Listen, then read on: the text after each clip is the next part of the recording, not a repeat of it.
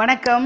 அனைவருக்கும் ஷியாமளா நவராத்திரியின் 8ஆம் நாள் நல்வாழ்த்துக்கள். இன்னைக்கு சாரிகா ஷியாமளா அப்படிங்கிற அம்பிகைக்கு தான் இன்னைக்கு நிர்விக்னலட்சுமி இல்லத்துல சூப்பரா பூஜை நடக்க போகுது. வாங்க பார்க்கலாம். சாரிகா ஷியாமளா. சாரிகா ஞானம் மற்றும் பேச்சின் தெய்வமாக இருக்கிறாள். அவள் அனைத்து வித்யாக்களையும் சாஸ்திர நிபுணத்துவத்தையும் தருவதாக கூறப்படுகிறது.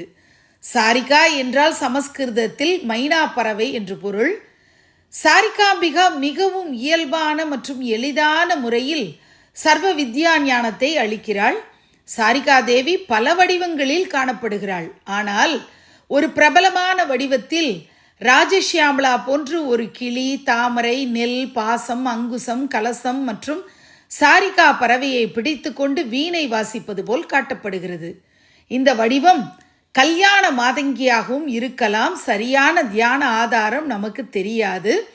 மேலும் சாரிகா சரஸ்வதி காஷ்மீர நிவாசினியாக இருக்கிறாள். அவள் சண்டிகாவை போல 18 கரங்களுடன் தோன்றுகிறாள். சாரதா, வாகீஸ்வரி போன்ற அம்பிகையோடு ஒப்பிடப்படுகிறாள்.